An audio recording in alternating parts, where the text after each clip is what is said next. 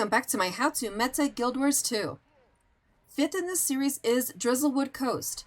This map came out with the Icebrood Saga and presented to us in two parts, the South and the North respectively.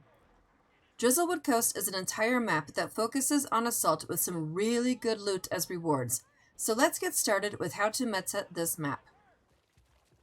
You start out at Icebrood Grotto, which is the only area that we are in control of. The concept of this entire meta is to slowly branch out from there by assaulting nearby enemy territories, taking them for our own. The territory creep doesn't happen until we are at full morale on the previous territory.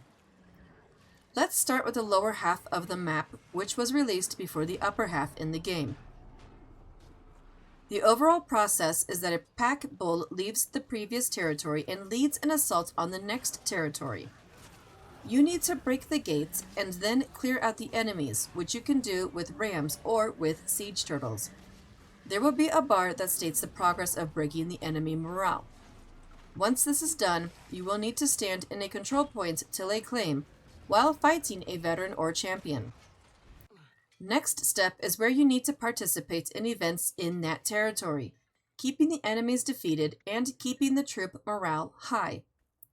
Once the troop morale hits 100%, a pack bull will leave from that territory and head towards the next territory. This cycle continues on until the lower map is complete. The final stage of the lower map is fighting Vishen, Nicobar, and Ranoa in order to gain control of the bridge. There's a lot going on in this fight, but I do want to mention that you can fight cars, shoot things in the sky, and find portals to kick some butt, all while looking for the next thing to do. Once the lower map is ours, a total of 10 Dominion champions spawn, one at a time, thankfully. Each champion has 4 chests to loot behind closed doors. This means there are a total of 40 chests to loot if you can hit all 10 champions before the timer is up. To see where the next Dominion champion spawns, an indicator will ping on the map. If you're lucky, a commander or mentor tag will be present at this time.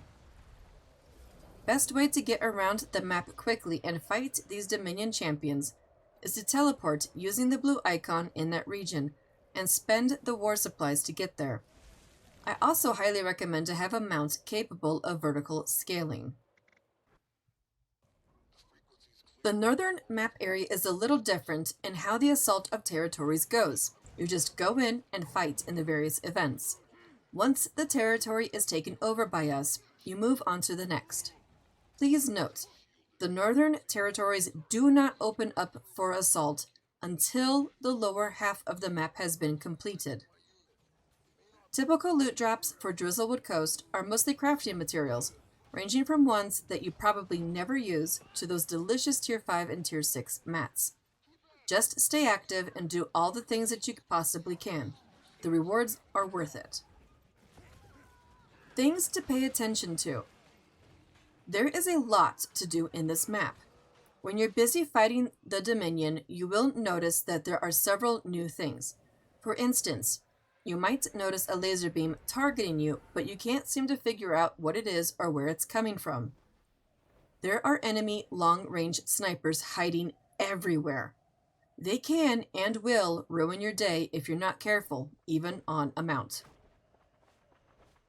You will need to be active in participation for this map. Every 10 minutes, you are rewarded with a conquest supply drop.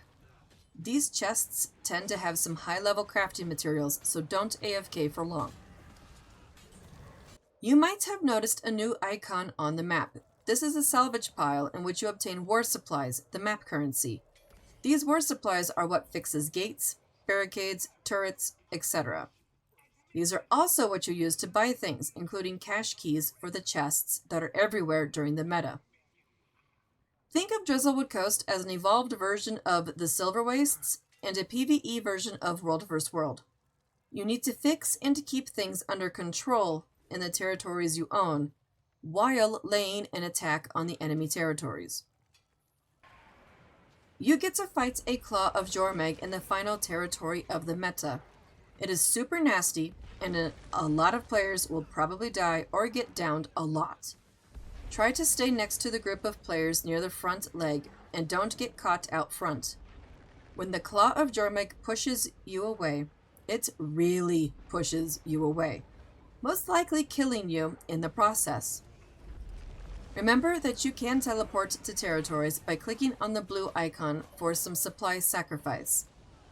Be sure to bring a lot of cash keys to loot the 25 chests at the end, as well as the chests along the way. This is it for my How to Meta Guild Wars 2 Drizzlewood Coast. If you struggle with inventory space, I highly recommend getting some bigger bags, in which I have a few guides about that. I'll include their links below. You can spend a lot of time in this map and still not finish all of the achievements here, but it is great to unlock a few mastery points. I hope that this video gives you some tips on how to go about metaing this map, and if you like written guides, be sure to check out my website where all these guides are posted. Happy metaing!